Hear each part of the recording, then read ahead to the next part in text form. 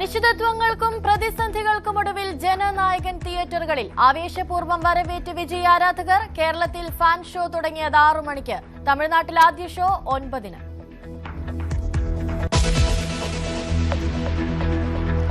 CJP പ്രക്ഷോഭകരുമായി ചർച്ചയ്ക്ക് ശ്രമം തുടർന്ന് കേന്ദ്ര സർക്കാർ. വഴങ്ങാതെ സമരക്കാർ. ഇന്നലെ രാത്രിയും ജന്തർ മന്ദറിൽ കല്ലേറും സംഘർഷവും. കൂടുതൽ സുരക്ഷാ ഉദ്യോഗസ്ഥരെ നിയോഗിക്കാൻ ഡൽഹി പോലീസ്. സൻസദ് മാർഗിൽ നിയന്ത്രണങ്ങൾ കടുപ്പിച്ചു. ധർമ്മേന്ദ്ര പ്രധാന്റെ രാജിക്കായി ഇന്നും പാർലമെന്റിൽ പ്രതിപക്ഷം ആവശ്യമുയർത്തും.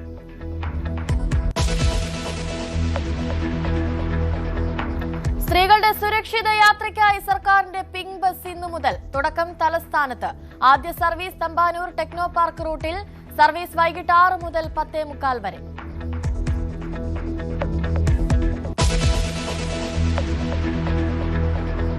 ശബരിമലയിലെ പുതിയ തന്ത്രിയെ തീരുമാനിക്കാനുള്ള ദേവസ്വം ബോർഡ് യോഗം ഇന്ന്. മകൻ ബ്രഹ്മദത്തിനെ നിയോഗിക്കണമെന്ന് കണ്ഠരര് രാജീവര്.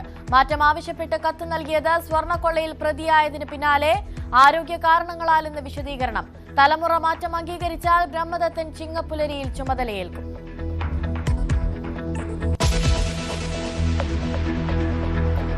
ഓണം പച്ചക്കറി കൃഷിക്ക് കഴിഞ്ഞ സർക്കാർ നൽകേണ്ട സബ്സിഡി വിഹിതം ഇനിയും നൽകിയില്ല. പ്രതിസന്ധിയിലായി തിരുവനന്തപുരം ചെങ്കലിലെ കർഷകർ. കഴിഞ്ഞ സർക്കാർ കുടിശ്ശികയാക്കിയത് വാഴയൊന്നിന് 100 രൂപ നിരക്കിലുള്ള നഷ്ടപരിഹാരം. ഹെക്ടർ കണക്കിന് പച്ചക്കറിക്കുള്ള സഹായവും കിട്ടിയില്ല. പുതിയ സർക്കാർ സഹായിക്കുമെന്ന പ്രതീക്ഷയിൽ കർഷകർ.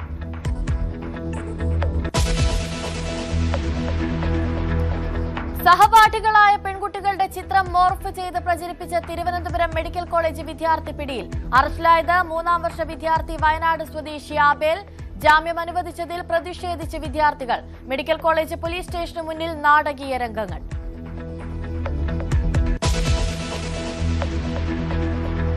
പന്ത്രണ്ടാം ദിവസവും ഇറാനിലേക്ക് അമേരിക്കയുടെ ഉഗ്രാക്രമണങ്ങൾ. ഇറാൻ ഇറാഖ് അതിർത്തിയിൽ തുടർ മിസൈൽ വർഷം.